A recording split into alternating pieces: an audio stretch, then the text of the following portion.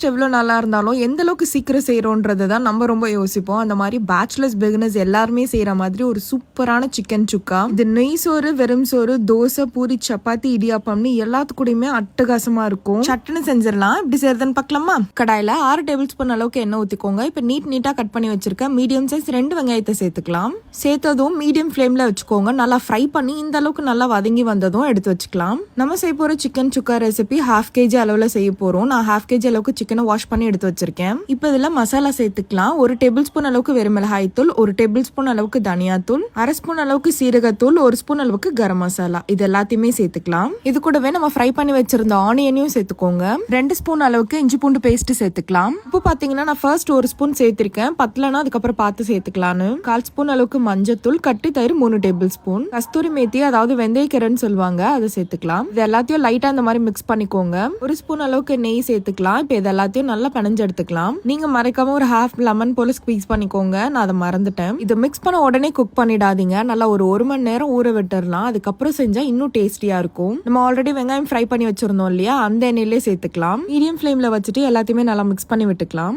ஒரு 1/2 நிமிஷம் நல்லா குக் பண்ண விட்டுட்டு இப்போ க்ளோஸ் பண்ணிடலாம். இந்த மாதிரி சைட்ல எண்ணெய்லாம் பிரிஞ்சு வரும் பாத்தீங்களா, அந்த டைம்ல ஓபன் பண்ணிடுங்க. இதோட க்ளோஸ் பண்ணிட்டு குக் பண்ண வேணாம். ஓப்பன்லேயே வச்சுட்டு நல்லா இந்த மாதிரி கிளறி விட்டுட்டே இருந்தா நல்லா ட்ரை ஆகி சுக்கா மாதிரி வந்துடும். அவ்வளவுதாங்க, அருமையான சிக்கன் சுக்கா சூப்பரா ரெடி ஆயிருச்சு. நல்லா சுட சுட வச்சுட்டு மொறுன்னு தோசை, சப்பாத்தி, பரோட்டாவோட சாப்பிட்டீங்கன்னா அவ்வளோ டேஸ்டியா இருக்கும். கண்டிப்பா நீங்களும் இந்த ரெசிபியை ட்ரை பண்ணுங்க. மறக்காம நம்ம பேஜை ஃபாலோ பண்ணிக்கோங்க. பாய்.